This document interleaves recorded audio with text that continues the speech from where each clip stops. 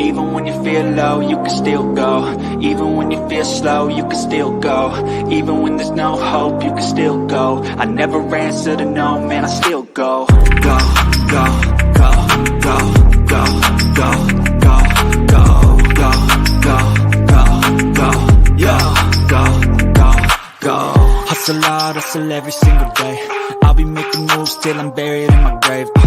To the system, I don't wanna be a slave. I've been doing shit my way, or the highway. And in the driveway is a nice range. Cause I grind through the climb, I invite pain. You'll never hear me, bitch, nah, I don't complain. Just gotta flip the switch and you can go and obtain anything you want, anything you need. Your mind's got the key ingredient, it's belief. They'll deceive with the negativity.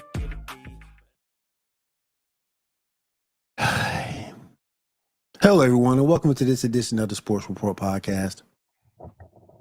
I come to you just disappointed, just down and just let it out. Just let it out. I'm just so freaking mad. The hell? It's the Taylor Swift Bowl, ladies and gentlemen. This is some bullshit. This is some bullshit. We knew the fix was in. We knew the fix was in. But when Lamar played like trash and the fix was in, man, please. Now, the only hope we have to end all this damn foolishness. I'm sick of this. This ain't even real. Oh, it's real. Taylor Swift is going to be that man maybe another 6 months, and then she's going to write a song about him. Travis. But anyway, beside the point. You see the time, it's the Taylor Swift Bowl. Oh, God, help us. And the only team, and the only team that can stop it now, the only team that can derail this are the San Francisco 49ers. Yeah, I mean, and why wouldn't you put your hope in Kyle Shanahan? Because when it comes down to offense mattering in a big game situation, who else do we think of but Kyle Shanahan? I believe in that defense. I don't believe in that offense. Yeah, I believe in that defense. You believe, okay. So let me ask you a question. The 2019 season, when the Chiefs and the 49ers faced off in the Super Bowl for Patrick Mahomes' first Super Bowl, okay? I want you to think about that defense at that point with guys like Richard Sherman in the backfield. And then I want you to think about their defense now. Richard Sherman was washed, though. Which defense is better? But Richard Sherman was washed, though. Richard Sherman may have been washed, but until that fourth quarter, he had locked that field down. I mean, I'm going with I got to go with the no. Ain't no way in the hell you can get Will Morgan to put any money or any. No, I'm not going with Taylor. I'm not going with the Kansas City Swifties. I'm not doing it. Will ain't doing it. That's all this is. It's the Kansas City Swifties. This is all it is. I'm curious. And I love you, Patrick Mahomes. I love you. I do love Patrick Mahomes. We'll give him all his credit, all his props. I'm tired of this, man. This is not football. Bring my football back. Let me ask you a question here. Just a quick, serious question while we're talking about this. Do you go to Costco to get your haterade? Like, do you get it in bulk? It's a lot of haterade you're drinking, bro. Listen, you want to be mad at anybody? You want to be mad at anybody? Be mad at the rest of the NFL because nobody has come up with a team that can beat Patrick Mahomes when it matters. Lamar's the best running back in the game. Best running back in the game. That's great. That's a good one. Nobody can come up with a team that can beat Patrick Mahomes when it matters since Tom Brady is no longer in the NFL. But here's the thing. Okay. Do I think Brock Purdy is all that? No. But at the same point, I got to believe in that talent around him. I got to believe in Christian McCaffrey. I got to believe in Deebo Samuel. I got to believe in Brandon Ayuk. I got to believe in George Kittle. I gotta believe in them boys. He can get the ball to him, and then they could go ahead and perform from there. But ain't no way in the hell you're gonna get your boy to go to Kansas City Swifties. I ain't doing it. No, I'm sick of them. This is not football. Bring my football back. But you make a good point. You make a good point. Josh Allen couldn't do it. Lamar Jackson couldn't do it. Now I hopes, my hopes rely on Brock Purdy and the San Francisco 49ers to end this farce and be done with it once and for all. I want to say that the win against Baltimore yesterday was not Lamar Jackson's fault. Nope. Don't get me wrong. He made some mistakes. I will never understand the last interception that he threw where he threw a ball into triple fucking coverage. I didn't get that either. What was the read on that? Like, that's the one thing that I would ask Lamar about that game. What was what were you thinking, bro? Right. Because other than that, Lamar Jackson was trying. But here's the problem. The problem that you had with yesterday with Lamar Jackson is the same problem that Buffalo had with Josh Allen. They fucking handcuffed him. And here's what I'm talking about. Spags yesterday ran contain all day. Lamar Jackson was not running. But he made him stay in the pocket. Lamar Jackson had the opportunity, first of all, because Kansas City is horrible at covering the run and QB contain. Lamar Jackson had the chance to win that game on his feet yesterday, but he stayed in the fucking pocket. The offensive coordinator for the Baltimore Ravens should have gotten fired today. What happened yesterday with that offense was completely his fault. That was a horrible game call. And I didn't understand because, as you just alluded to, their run defense is not that good. No, it's not. Kansas City's run defense has not been very good as of late. Honestly. You have 3 solid running backs for the Baltimore Ravens and didn't use, as my grandma used to say, now one of them. No, and you are 100% correct in that issue. And because what did we say last week? The reason that the expectation was that Baltimore was going to win was because Baltimore was going to run it down Kansas City's throat. The reality of the first half was that Kansas City did to Baltimore what Baltimore was supposed to be doing to Kansas City. That's the formula for beating Kansas City, is you keep it slow in the first half, you keep Patrick Mahomes off the fucking field, and you control time of possession. Kansas City's defense didn't give up shit yesterday.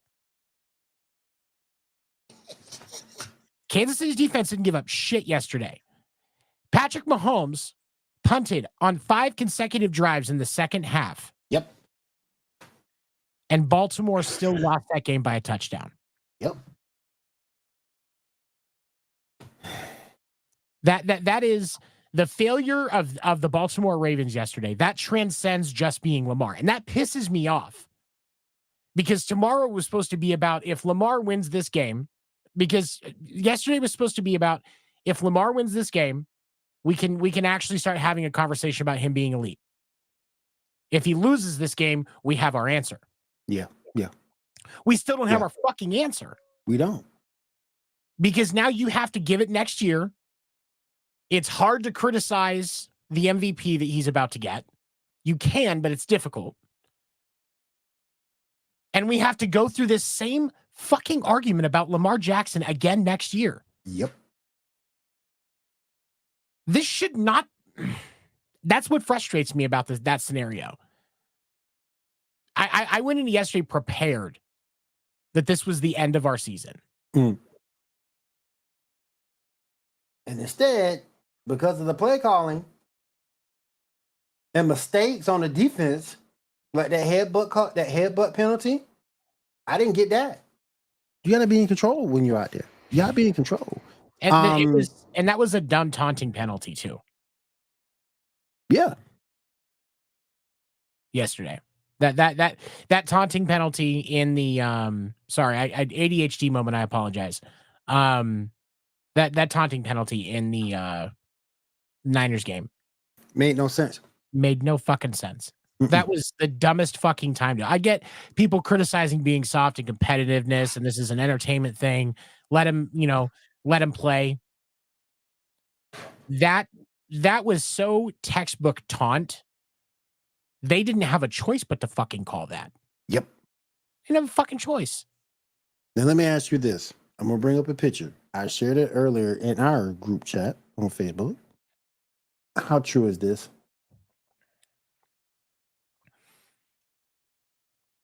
You can't say. That's what I was just talking about. You can't say for sure. Because if he loses yesterday and it's because Lamar isn't playing well enough, then you can absolutely say that. That's 100% true. And if Lamar lifts them over yesterday, ain't nobody criticizing Lamar today. Right. Not a single fucking person. Right. Good game. Patrick Mahomes finally dethroned, and we go from there. Yep. But you know who I'm. But you know the person, and I can't stand this dude. And if he keeps me from getting a broadcast career at Fox Sports, then so be it. Nick Wright. I'm about sick of him. He's man. I love watching Nick Wright. He's passionate. Bro, Kansas City won, bro. They won. Oh my gosh, bro. Oh my gosh. I can't believe it. Out there looking like Lois Griffin's little brother with the damn pizza nose. Oh, hold on. I like this one. You could say Josh Allen, Dak, and Lamar are Phillip Rivers. Right now. He's right. He's right. Right now, I mean, he is right. So they win something. Nick Wright takes are not consistent. They are not consistent. I say that as a Chiefs fan. I love Nick Wright's passion, but goddamn, dude, come on, man. There's some things I think, and there's some things I think Nick Wright shouldn't speak on, and he's been called out for it. Yeah. He always speaks out about the New Orleans Saints and whatever their situation is, bro. You don't give a damn about the New Orleans Saints. Matter of fact, you don't give a damn about the only 32 some odd teams in the league. You just care about one team. Now, only one team I will ever listen to you about is the Kansas City Chiefs, because that's the team that you cover. That's the team you covered. That's the team you love. So if I'm looking for Kansas City news, yeah, I'll give it to him. Go to him. But for anybody else, nah. He's like if you bought Skip Bayless at a Casey's General Store on clearance. He's like Skip Bayless on Wish. Skip Bayless on Temu. You get it at a discount because you got a spin and you got a coupon. You got 20% off. Hell yeah, you got to use it. You got the coupon, you got to use it. Oh man, you got to use it. But yeah, I'm like I say, and then I'm gonna go back. I want to pivot over to the 49ers and Lions. Ando, you and Ando almost got what you wanted. Almost. I don't understand the play calling by Dan Campbell in the second half, particularly that fourth quarter. Dan Campbell crumbled at the worst possible fucking time. And I can understand like the discussion about going the two times that he left points on the field. Yes. The 2 4th downs where he should have taken the points. Okay. Mm-hmm. There are two sides to this argument. Side number one is that Dan Campbell got his team to the game by not taking the points. And that is an accurate argument. Argument number two is if you take the points in those two scenarios, you win the game. Yep. Or if you take one of them, it is a tie game. Yep. And that is an accurate sentiment. I do agree with the criticism that Dan Campbell needs to get better at deciding on appropriate situations for 4th down, because, and I think it was said, I want to say it was on Undisputed this morning, the best.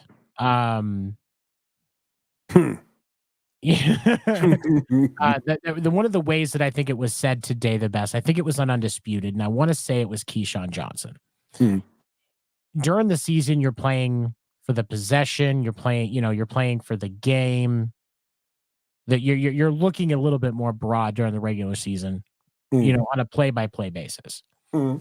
In the postseason, you have to be looking at right now. Yes.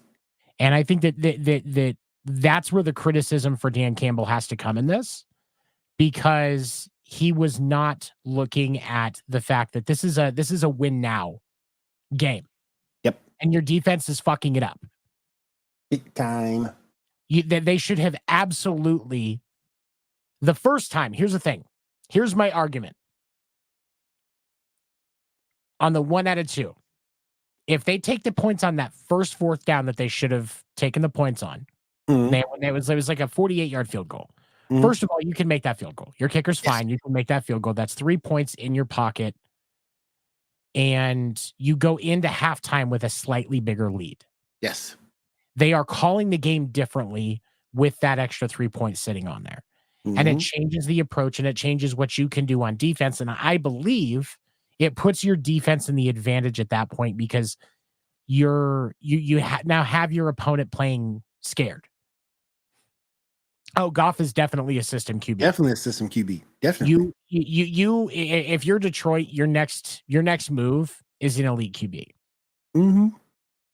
Like, here's the thing. I'm gonna throw something out, and you're gonna think I'm nuts, but then you're gonna process it, and you're gonna go, "Holy fuck, that's not a bad idea." Okay. I think that the Detroit Lions should trade for Dak Prescott.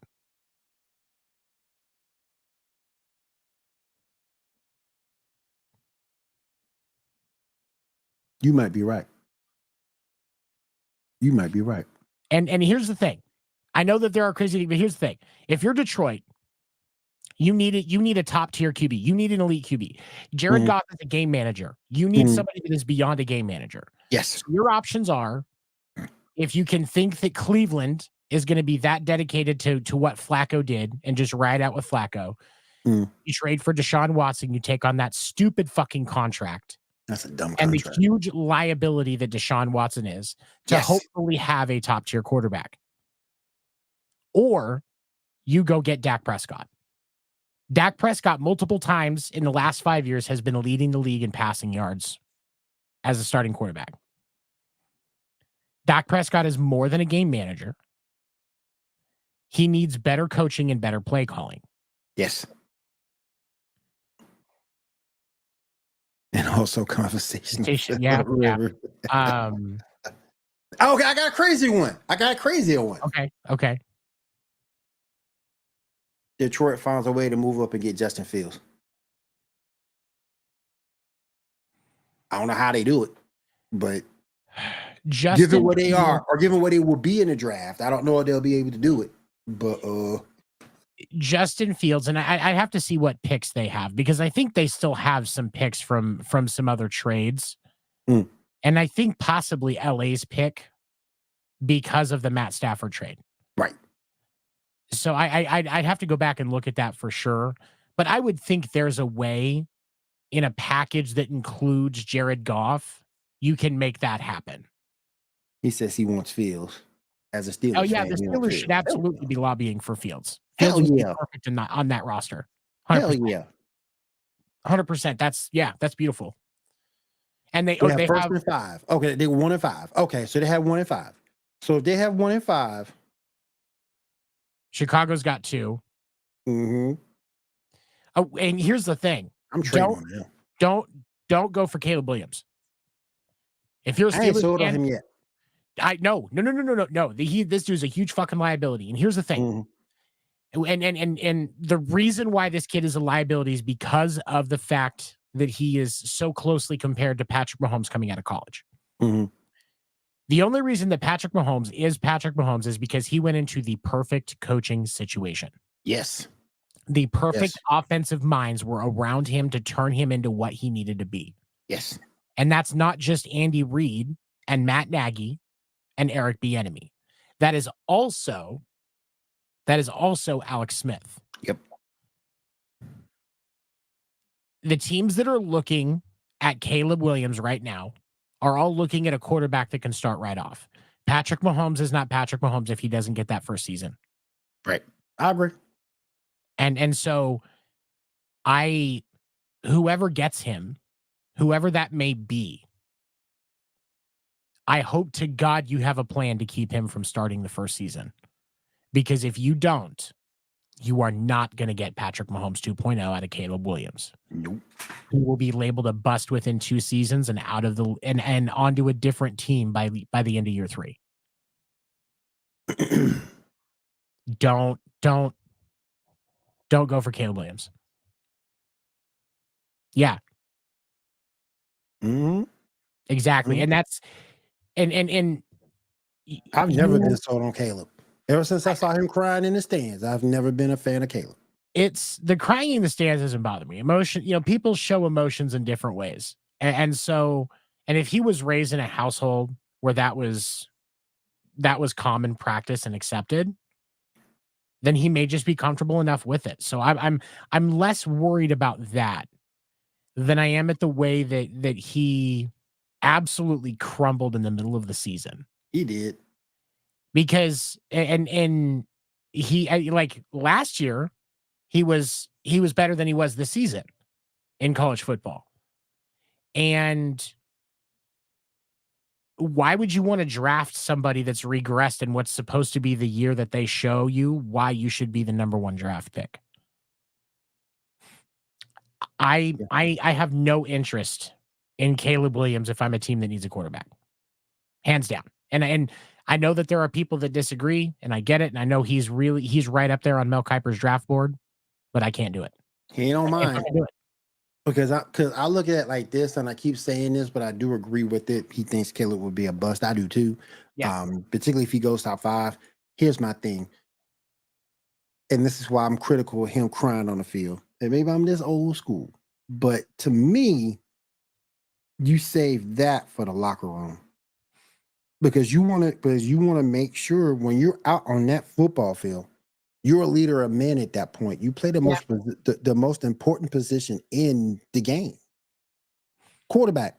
You have to look. You have to look and be strong within those confines. So when I saw that, what's going to happen when you get a pick 6? Right. What's going to happen when you get sacked 3 times? And you have to be able to control your emotions on the football field. Look at what happened to Zay Flowers yesterday. Yep. This was further evidence of the struggles that Baltimore had. When Zay Flowers fucking slammed his hand on the bench and cut his fucking hand open. Like, and this is, and so you do have to have that emotional control. And another way to look at this is professional football. You are a sports performer. Mm-hmm. You are a performer who does sports. Yes. That is your role. Yep. And there is an expectation of how that role is conducted within the climax of each episode, which is the game, right? I agree. And so you have to be able to maintain that composure throughout the entirety of the performance until you're off stage and in the and in the locker room. Mm-hmm. So I get it. Like I said, for me, it doesn't bother me for the reasons that I stated, but I am also, I understand why there is dissent on that topic. And I agree. I think they go Harrison Jr., you pay him with DJ Moore, you keep Justin Fields in house. You get the offensive line worked out, you start working on the defense. You can still build around Fields. You can absolutely still build around Fields. Yes, most definitely. And honestly, if Chicago is smart, after next season, they hire Eric Bieniemy as head coach. I ain't feeling Matt Eberflus. Give Eberflus another year to prove he can make an improvement. I'm down with giving him another shot. But it's time that Eric Bieniemy gets an elite quarterback, a potentially elite quarterback that he can utilize, because I think he would make magic happen. Right. personally. I got you. We can definitely see. So right now, as we stand, we talked about both games. We have the Chiefs or the Swifties versus The Swifty Chiefs. Kansas City Swifties, the shifty Chiefs versus the San Francisco 49ers. Y'all know who I'm going with already. Y'all know who I'm going with. I think Vegas has 49ers 4.5. That doesn't surprise me. Yeah. I haven't looked. I think they had them 4.5. It's by game day, the spread will be down because there's going to be money on Kansas. There's going to be heavy enough money on Kansas City that line moves. Yeah. I would say it's probably going to be 3.5 realistically on game day. But I mean, the Puppy Bowl. The Puppy Bowl. I love watching the Puppy Bowl. Puppy Bowl. I had a friend who every year he would do like a full shroom trip once a year, and he would put on videos of the Puppy Bowl right while he was tripping to keep him in a good place. I was like, hey, whatever works for you, man. Yeah, whatever works. That's true. But I'm kind of frustrated, Will. Why? I've got something on my mind. Oh. He's got some. He needs to break off, ladies and gentlemen. He's got some. I got to talk about something. And I wanted to make sure that I controlled myself on the show. Mm-hmm. So I got to call somebody out that's already talking too much shit about my Kansas City Chiefs. Will, can you run that video, please? Yes, we can run that video. Here we go. Hey, future Will. Hey, future Tony. Looking good. You see, I got a problem. I got a problem with a Twitch streamer that goes by Bring Me the McChicken. Evan, I'm talking to you. Look at me, you alabaster asshole. You want to run your mouth about the Kansas City Chiefs, calling them the Kansas City Queefs. Be original. You want to talk about how Brittany Mahomes looks like a gremlin. Have you seen the people in San Francisco? Why don't you have a little self-accountability there, pal? Talk about this time's different. This time's different? Cowboys fans, come get your boy. He escaped. He defected to a possibly gayer team. This time's different. I have a lot of love, though, for the San Francisco 49ers. I have a lot of love for the 49ers. I really do. Kyle Shanahan, one of the greatest offensive geniuses in football today. Without his offensive genius, we would not have the 28-3 game. Yes, he was the offensive coordinator for the Atlanta Falcons. Without the San Francisco 49ers, I would not have gotten to watch my team win their first Super Bowl in my lifetime. Kyle Shanahan was the head coach when Patrick Mahomes won his first Super Bowl, and the 49ers blew a 10-point lead with 8 minutes left to go. I don't think the Cowboys could even fuck that one up. So, Evan, because you want to talk shit, you want to try and think that you're going to beat the Chiefs' kingdom. How about this, you candy ass? A little bet. When Kansas City wins the Super Bowl, you have to wear a Travis Kelce jersey on your stream for 2 hours. And in the off chance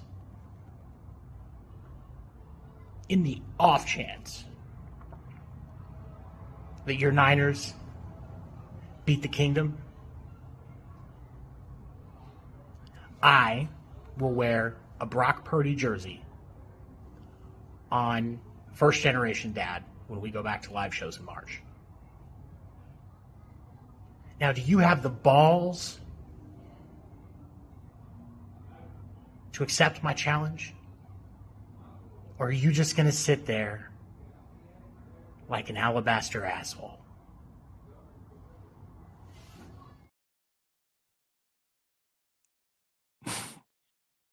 There's a reason I Hey, don't cut hey, promos very often. hey, somebody said this. Somebody, you gotta do this. And sing Taylor Swift.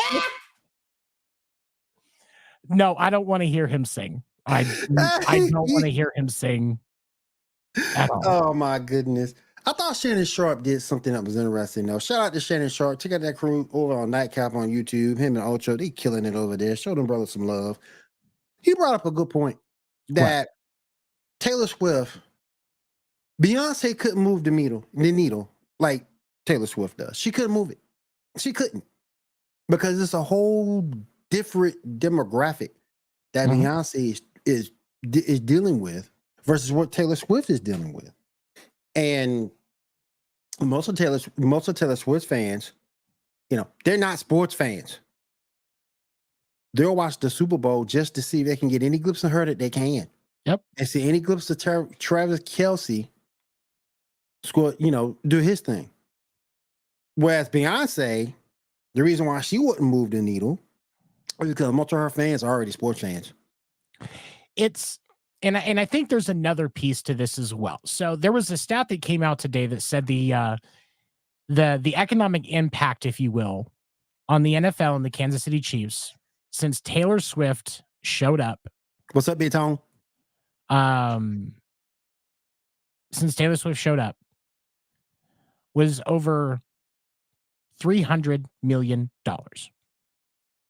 That was how much Taylor Swift moved the needle. This is why the NFL keeps showing Taylor Swift. Yeah. It's a blank fucking check every time you do. Yep. Taylor Swift doesn't ask for it. She doesn't need the fucking exposure. Nope. She released a movie that was literally just a concert that a bunch of crazy ass people paid thousands of dollars in tickets for. They went and sat in a theater and watched the same fucking show. Facts, bro. And she made over. Oh, Bel Air Cargo. Yes. Hell yeah. These girls went and watched this same fucking concert in theater.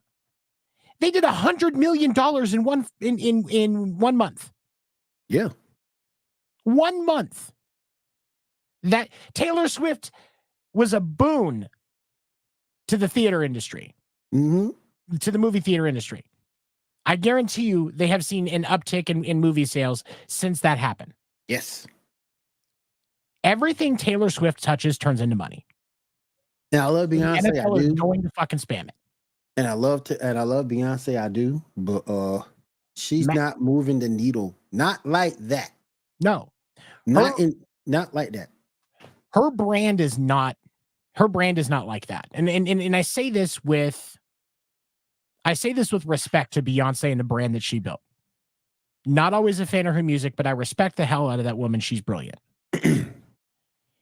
And her brand is more subtle.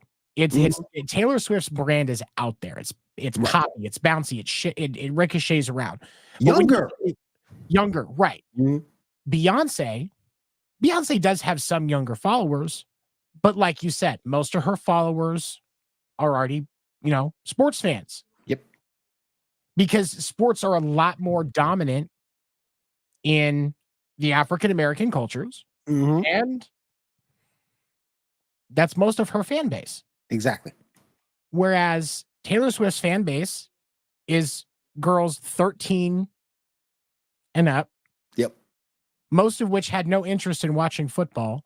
Nope. But now that they have, they're watching football, but not just for Taylor. They're understanding what's going on in the game. They're interested. They're buying merchandise.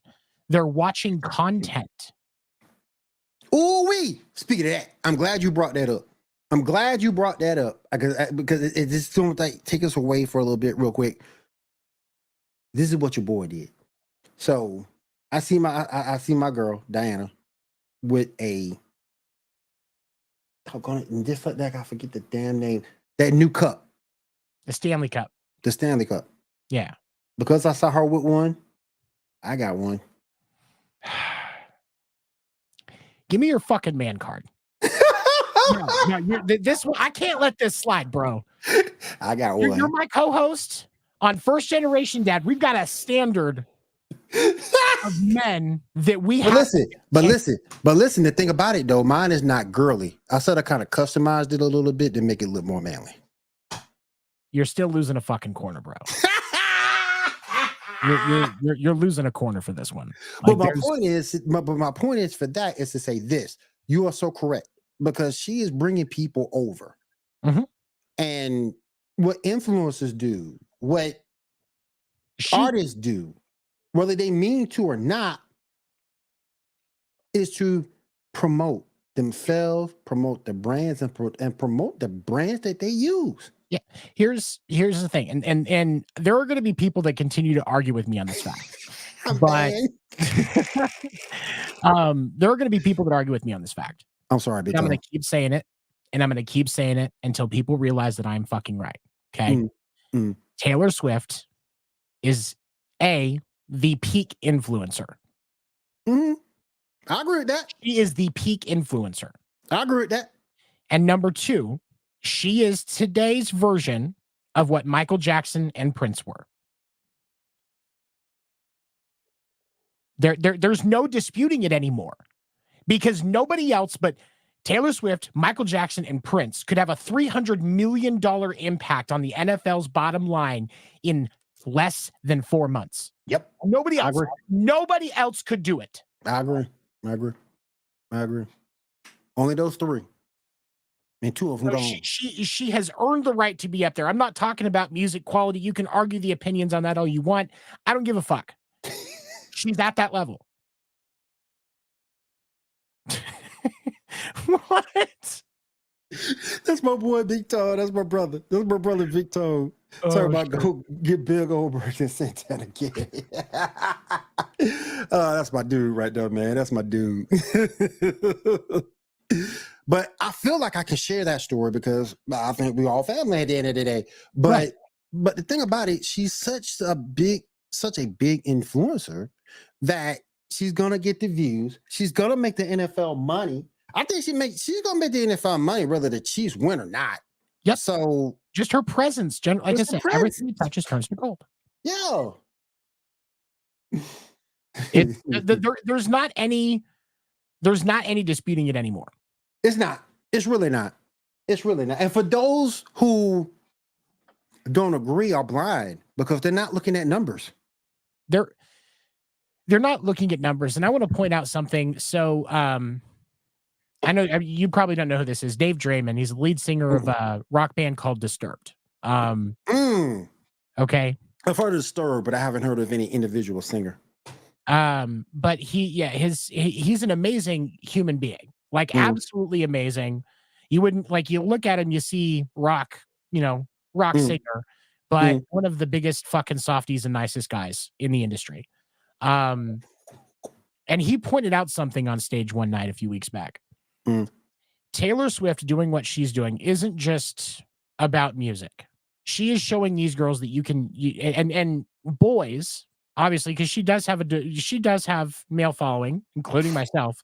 But she's showing young fans that you can still do live music with instruments. She talked about the fact that she put all of this work into creating and producing and doing these things that she has done on redoing the masters of her albums,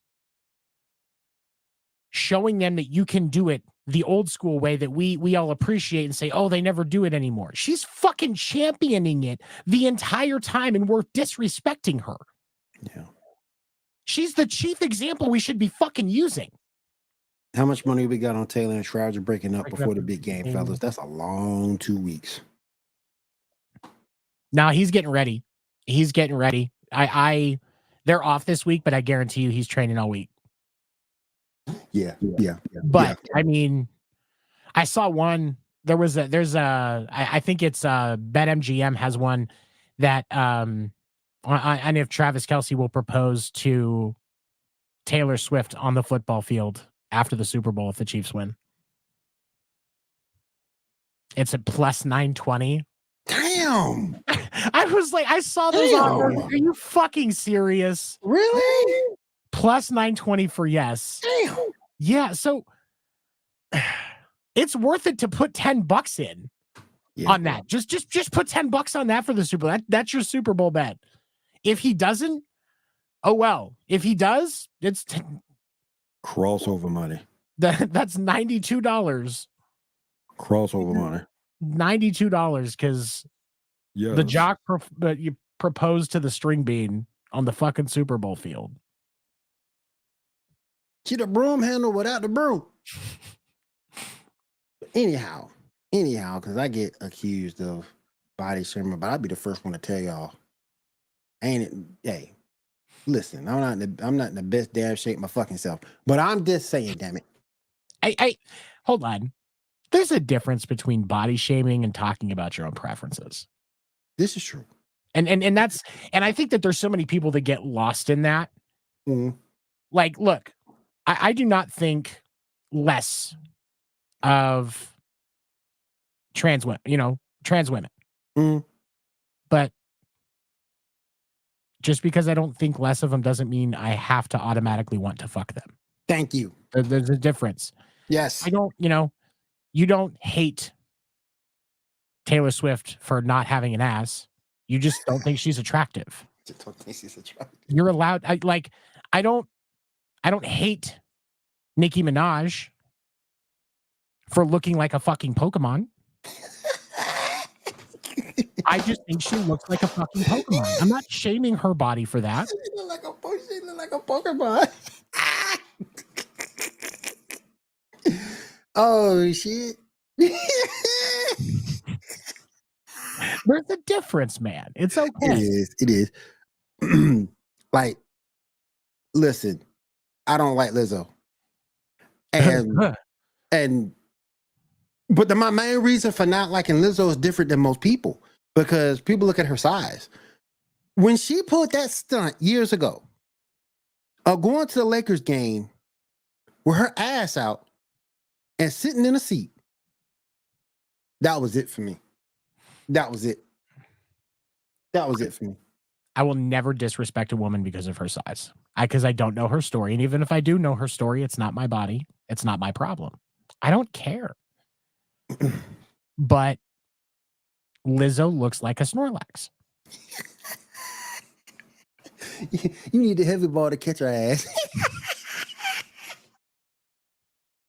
Oh my god! You need. Never mind. No, that one will get me canceled. Nope. I'll got myself canceled. Can't say that. Nope. I'm a good Christian man. Control yourself, sir. Control yourself. But preferences is true. I get a lot of hate. Nothing wrong with it. I get a lot of hate for liking Asian women. I get a ton of hate for liking Asian women. You like your own kind, Will? That's not the case. That's not the point. What the fuck? When and you've been around since before TV was invented, so maybe you can tell me this. You have more experience. When did this rule about if you like one thing, you can't like another become so fucking common in our society? I don't understand. I don't understand how we got to that point. I really don't. I prefer redheads, but my wife's a brunette. Right. Or no, blonde, like blonde-ish. I prefer redheads, but my wife's a blonde. Just because I prefer redheads doesn't mean I hate blondes. Right. You can't help who you fall in love with. You can't help it. You can't help it. Redheads just avoid me for some reason. So I had to, sometimes when you're leaving the fishing pond, you got to take what you can catch. Exactly. I'm kidding. Sometimes you got the pivot. Don't laugh at that if you're watching this. That's horrible. Sometimes you got the pivot. Sometimes you got the pivot. You got to pivot the other direction. Oh God, this is getting. But I get plenty of hate.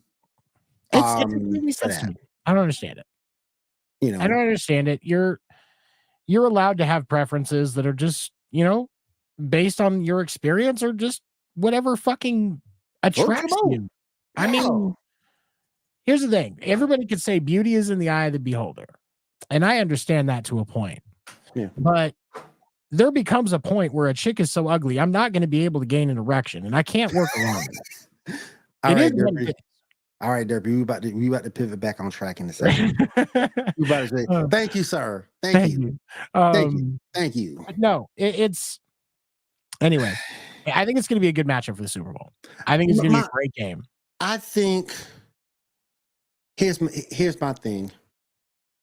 If the 49ers defense can pull through the way I think they can and get to Patrick Mahomes and make him actually work. No defense have done this yet to Patrick Mahomes. No defense has done it yet.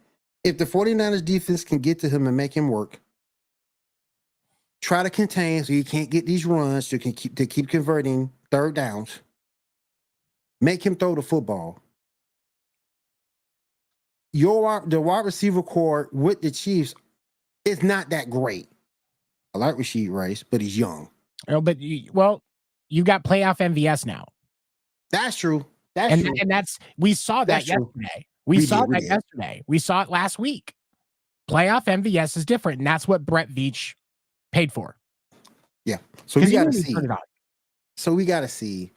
But I think it's going to be a good game. I think it won't go. God. I don't think it's going to go more either way than a touchdown. I really don't. It'll be a one-score game. It'll be a one-score. It'll be close. It'll be close. Go ahead. If I had to give a score, because both defenses are so good, I think we'll still see some offense, but a little bit. 49ers 24-20. I think the score is going to be in that similar range. I've got 24-20, 20, 28-21, something like that. Right now, I don't think either team breaks 30. I think this is definitely going to be a very defensive game. I expect both quarterbacks to spend some time on their ass in this game. I really do. I think so too. And whose run game comes up on top? Would it be Pacheco and the Chiefs or McCaffrey and the 49ers? It's you see Kansas City, and this is the part that concerns me about this game. Baltimore bailed on running when they shouldn't have. Kyle Shanahan doesn't make that mistake. That's one thing that Kyle Shanahan does well. And now, in the last two games, he's learned that he can come back from a deficit. So no lead is safe when you're facing Kyle Shanahan anymore. And that run game is going to be dirty. Like 10-3. 10-3. I can see it. I can see that too. I really could. Because both defenses are that good. Kansas City's defense, this is the best defense that Kansas City's ever had in their franchise. Yes. As I've talked with a lot of different Chiefs fans, I've talked to some older Chiefs fans, some that are, close to your age, and, the few that are alive that are older than you.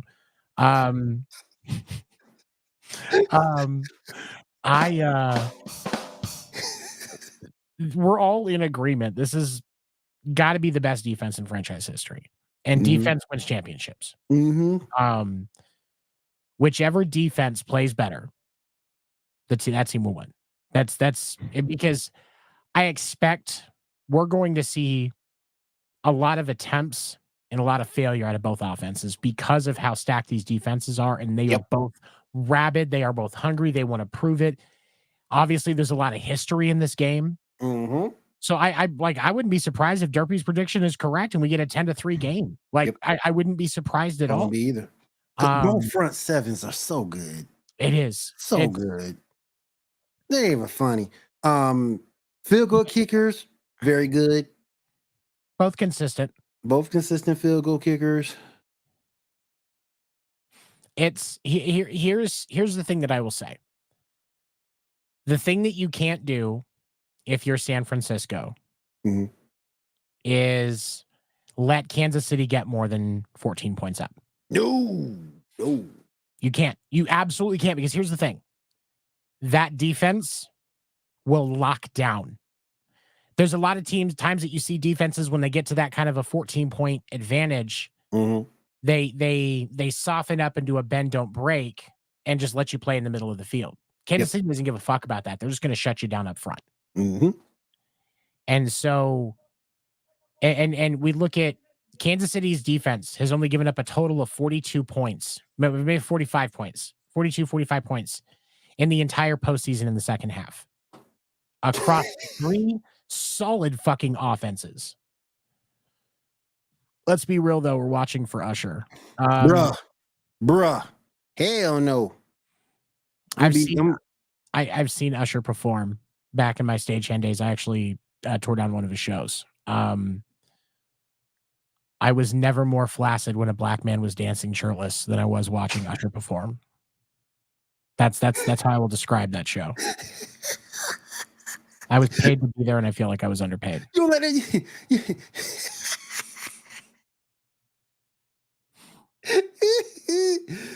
We know it's a joke. We know it's a joke. It's exactly a joke. That show gonna be a joke. When they gonna be watching it? We'll be in the room eating. And here's the thing. The NFL's fucking up on the halftime shows. And I'm going to say this, and there are people that are going to disagree with me. And I hear you. I can tell you, go fuck yourself. The NFL used to have a pattern when it came to halftime shows. Mm-hmm. Rock, country, hip hop. Rock, country, or rock, country, pop slash hip hop. Rock, country, pop slash hip hop. It was a rotation. Mm-hmm. When Jay-Z took over with the J-Rock Entertainment and all of that, there has not been a rotation of genres. Might brag about and you're because the last 3 years we're going to be our third year with a hip hop R&B performance, hip hop rap R&B performance, and people are going to get sick of it. There's a benefit out of changing genres because you get different sounds, you get a different vibe, it's a fresh energy, right? And they can't seem to get it right. They can't seem to realize that there is a benefit to utilizing those other genres. It is. Because with the fan base that's watching right now, you could, if this halftime show was a few of the emo alternative bands, right? I guarantee you a majority of fans would be glued to their TVs because that's music that we can all at least appreciate. True. Usher has a bunch of club music. I don't get it. No, I don't get it either. Because Taylor Swift won't do it. They're just going to keep doing, because they've asked her last 3 years to do it. She keeps saying no. Which I think this year she just ain't doing a halftime show. Honestly, I wouldn't be surprised if she pops up in the halftime show now. She just bust out. Hey y'all. You're gonna hear a bunch of really pissed off fans. I'm serious. I would not be surprised if there was booing during the halftime show if Taylor pops up on stage. She'll bust out there like the Kool-Aid man. She busts out like the Kool-Aid man. Oh yeah. Oh yeah. Oh yeah. Oh, it's Taylor. I'm here. But I don't think it would happen because I don't think he really has any. Because I mean, we can obviously we can guess the 5 songs that Usher is going to play because it's the only 5 songs that people know Usher did.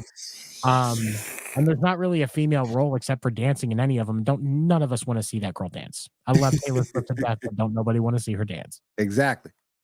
So we gotta, no, I don't think it's gonna happen, but I would not be surprised if it did, and the internet would fucking erupt in anger. Go crazy. The memes would be fucking great. All right. All right. It is 54 minutes in. Let's go ahead and hear our baseball news, and then we'll be getting out of here for the night. Ladies and gentlemen, get ready for the 7th inning stretch. Let's go. I want to be the best in the game. Invest in my name. Check no restraints. I'm obsessed with the pain. I ingest, I retain. Assess and I change. Possessed by the thought I'll be free one day from society's restraints. All right. So what actually, you got going on, brother? There's 2. Hold on. Okay, so really quick, Mets fans. Or no, wait, no. Scherzer and DeGrom didn't stay on the Mets, did they? They both left.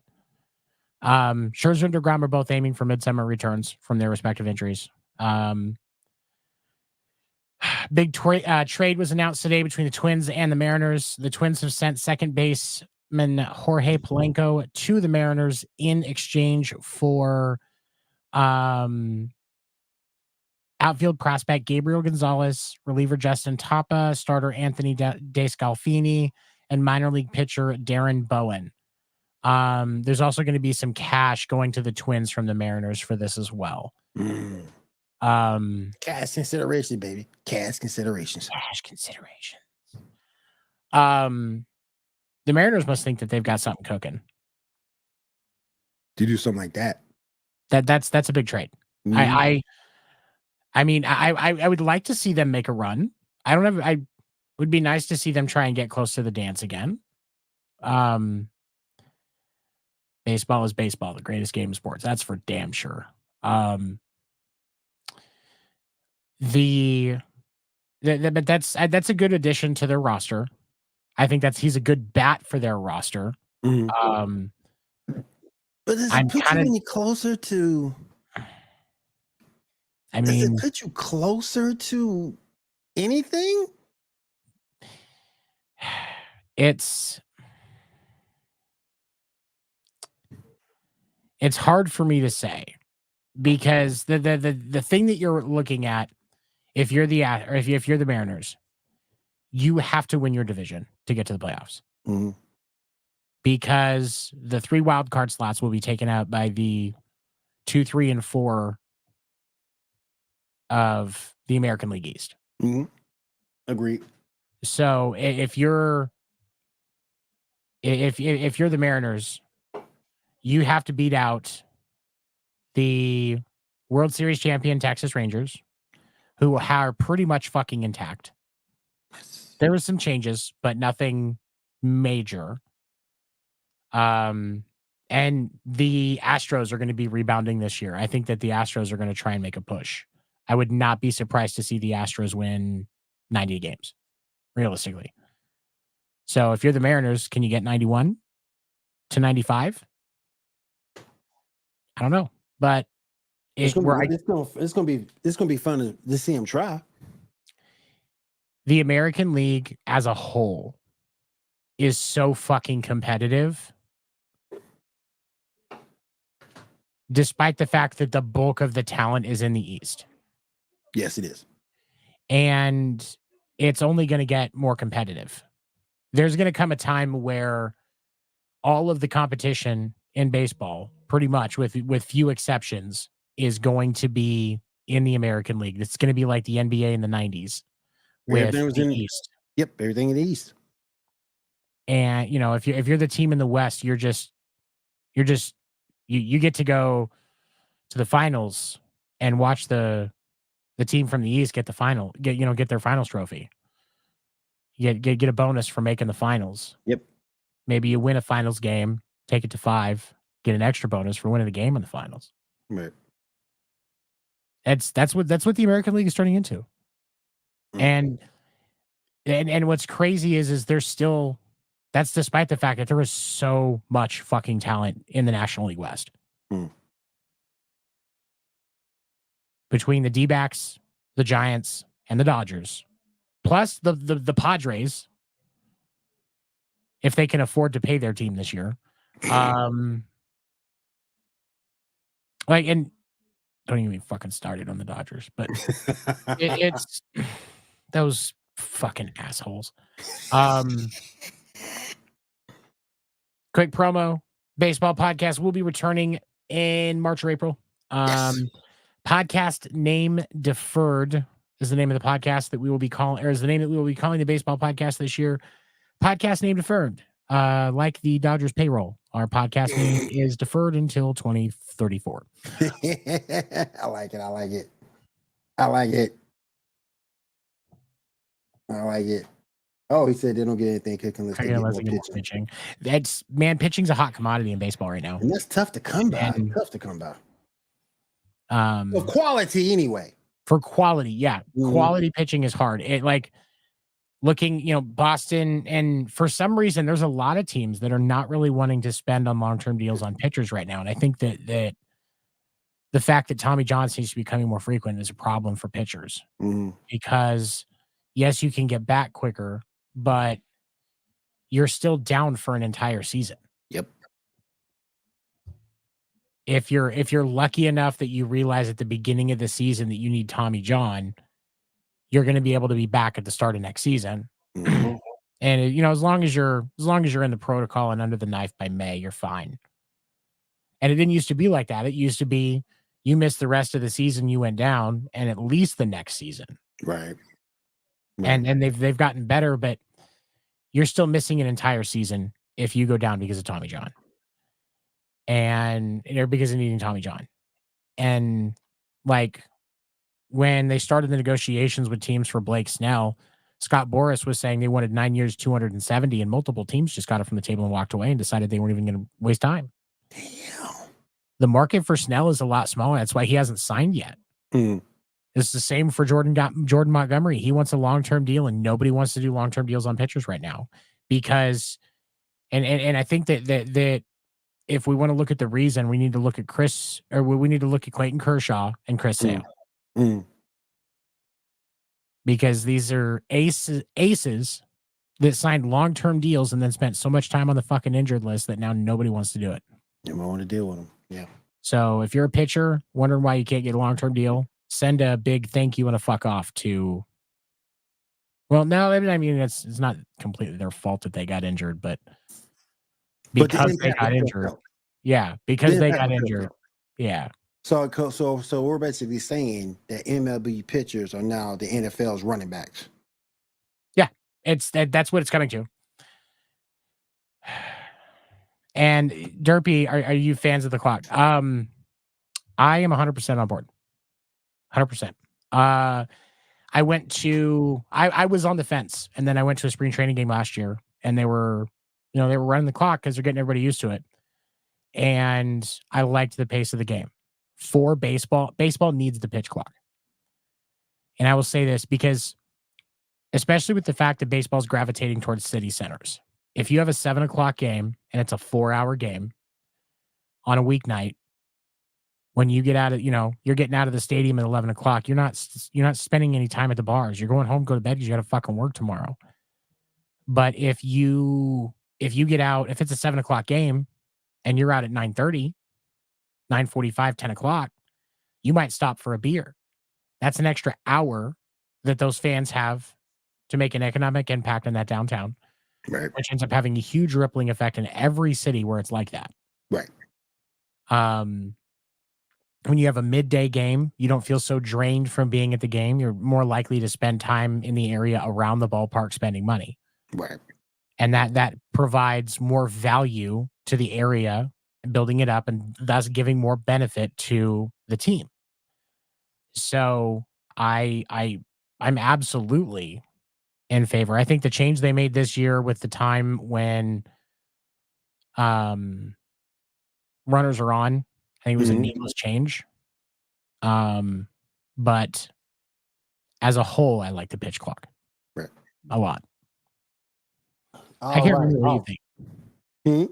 I can't remember. What do you think about the pitch clock? I can't remember when you guys talked about that. Oh, yeah, it's been a minute. I'm a big fan of it because I think the speed of the game needed to pick up. I think it's something that non-baseball purists would lose interest because the game was so slow. Now, if you're a purist, of course, if you're a purist, you're all for it. But right. But if you're not, but a lot of these non-baseball purists, they don't want a slow game. They want to see they want to see the game sped up, and from that standpoint, I can't blame them because for the players too, and the dude in outfield, either side, center field, you don't want to. How long you want to be out there begging in the sun or freezing at night? Let's go, speed this thing up. So I'm a fan of it. I'm a huge fan of it. It makes the game fun and a little bit more entertaining. One thing that I will say about the pitch clock, and we talk about how it hasn't been needed. They didn't need it in the 80s and the 90s. Okay. The average time, and before the addition of the pitch clock, the average time for Major League Baseball game was flirting with 3 hours. Yes. In the 70s, it was around 2 hours and 45 minutes. steadily over the last 30, 40 years, it has the game time has increased. There have been years where it was over 3 hours for the average game time. Damn. And That's a lot. there are rippling effects to that. And as a sports franchise that's also an economic boon for the market that you're in, you have a responsibility to consider all of these things. Yep. And so I think that from a broad standpoint, it has to happen because you have pitchers with rotations that with pitch delivery routines that take 16 seconds per pitch. We don't need that in baseball. That's fucking annoying. We have guys that every bat they take 30 seconds to readjust all their shit, send a text to their girlfriend, rub one out real quick in the corner. Like, no, get in the fucking plate. Exactly. Get up to the fucking plate. And the pitch clock makes them do that. And that's why it was needed. It was because you don't need to have these asinine fucking pitch sequences, and you don't need to take 60 seconds between at bats to rub your nuts and spit on the fucking umpire. Just get up to the fucking plate. Let's go. Oh my goodness.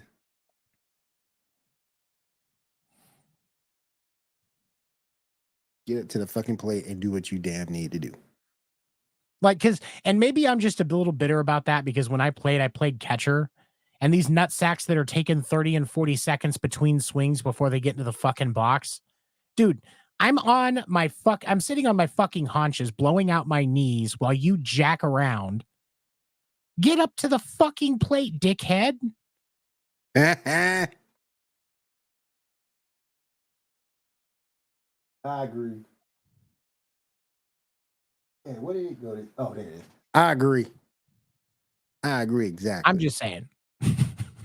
Ching. I'm just saying. I agree, damn it. All right. Let's go ahead and you have one more trade, I believe. Oh no, the Angels signed Aaron Hicks today. Okay. It was a trade. It was trade. My fault. No, I because when I originally saw it, I was like, trade? No, but he was a free agent. Okay. Yeah, that was it. Yeah, Hicks signed the Angels, but the Yankees still owe him like $19 million. Damn. So the Yankees are paying Aaron Hicks to play for the Angels. Damn. That's funny. Oh my goodness. All right, you guys. I want to say thank you for everybody out there coming through. Everybody in the chat, thank you so much. Derpy Entertainment, it's been nice to have you here. My man Big Toe for coming through. I appreciate you guys. Everybody in TV land, we appreciate you. Seven, got anything else you want to finish off the show with? Fuck you, Evan. And fuck you, Rob Manfred. Yeah, there you go. Get that in. Yeah. And check out my podcast that I do during the week, First Generation Dad. Will and I will be bringing some live episodes back here in the coming months. Anyway, you can check out First Generation Dad on all podcast platforms. First Generation Dad. Spotify is the best one in my opinion, but that's just because I think anything that is run by Apple is controlled by the Illuminati. Damn. And every time I bring that up on a stream, I see a van parked outside my door for the next couple of weeks after. So I'm just telling you something's not right. Something's not right. Something ain't right here, y'all. Something ain't right. Something right here, y'all. We got the right van outside. Something ain't right, y'all. Taylor Swift is going to Disney World. I fucking hope so. Hopefully the 49ers make it go by a damn self. That's what I'm hoping. Put her ass on a plane and send her. Put her in a box. Trap her skinny ass in a box and send her. Nail her ass in there so she can't come out for some years. Also, one final prediction on the whole Brock Purdy and the Super Bowl thing. Brock Purdy could win the Super Bowl against the Kansas City Chiefs, and people will come up with reasons why it wasn't him for why they won, and will continue to disrespect the work that man has done over the last 2 years. That is true. Fuck the 49ers, but Brock Purdy is a G and has earned the fucking respect in this league that he has. And the people, the media, and the fucking fans that are criticizing him can go fuck themselves. And remember, one person who always has criticized Brock Purdy, Nicholas Cannon Wright. He's always criticized Brock Purdy. What? Is he the best player on his own team? What? Oh my fucking God. When you dropped that middle name, that fucking broke me. That fucking broke me. Oh my God. Oh man. Shit. That is going to be my downfall at Fox Sports. But I don't care. I gotta speak my piece. I gotta be me. Hey, maybe that could be why you get famous, because you have a feud with Nick Wright. That could be true. Me and my feud. Oh, you already know. We already know. He thinks LeBron is the greatest thing since sliced bread. Well, anything that Michael Jordan has done doesn't matter. It doesn't matter. LeBron is bigger, faster, stronger. He's a better player. He's the fucking debunk Skip that. Bayless of Temu. We've discussed this. Let me debunk that real quick. So Cam Newton is bigger and stronger than Tom Brady, but that makes him a better quarterback than Tom Brady because he's bigger, faster, stronger. That's the whole point. He's bigger, faster, stronger. A majority of the quarterbacks that Tom Brady beat in the Super Bowl for his championships were bigger, faster, and stronger than him. Mm-hmm, exactly. My point exactly. They were bigger, stronger, faster, better athletes. But at the end of the day, the smaller man got it done. And what's crazy, and then you look at who Brady lost his World Series rings to, or his championship rings too. His Super Bowl rings to. Eli Manning. He's still mad at Eli. And he can't believe he lost the one to old boy in Philly, Nick Foles. He still can't believe that one. Nick Foles and Eli Manning. The kryptonite of Tom Brady. So we got to figure out who the Nick Foles and Eli Manning of this generation is, so we can figure out who it is that's actually going to keep Patrick Mahomes from getting a ring. One of them is Joe Burrow. I think so. I think one of them is Joe Burrow. I think so. The other was supposed to be Josh Allen, but Josh Allen. Oh my God, Josh Allen's worse at closing than me in a strip club. Yeah. He said strip club. Yeah, I got to get the cha-ching on that. Oh my goodness. I want to say thank you for everybody for being that. Yeah, you know, I'm gonna clip that Nicholas Cannon Ray. I'm gonna clip that. But I'm gonna say thank you for everybody coming to the Sports Report tonight. We do appreciate it. Everyone have a great week. We'll see you next time. Same bat time, same back channel. Damn it. Take the dick out of I know, right? Right here on the Sports Report podcast. Y'all have a good week. Take care, everybody. Have a good night, everybody. Nicholas Swifty Bowl. Oh my fucking God. It's the Swifty Bowl. God.